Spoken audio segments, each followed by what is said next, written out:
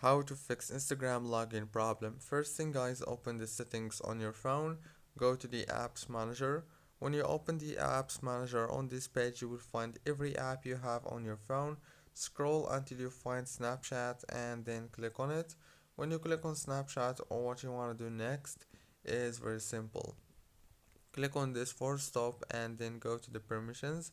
Make sure that all permissions are enabled. Go back and then click on data user.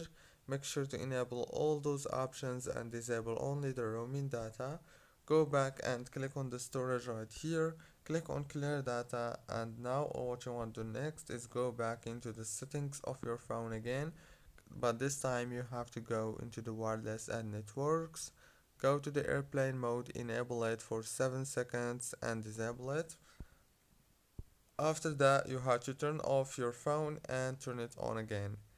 Now don't forget to like, subscribe, and thank you for watching this tutorial.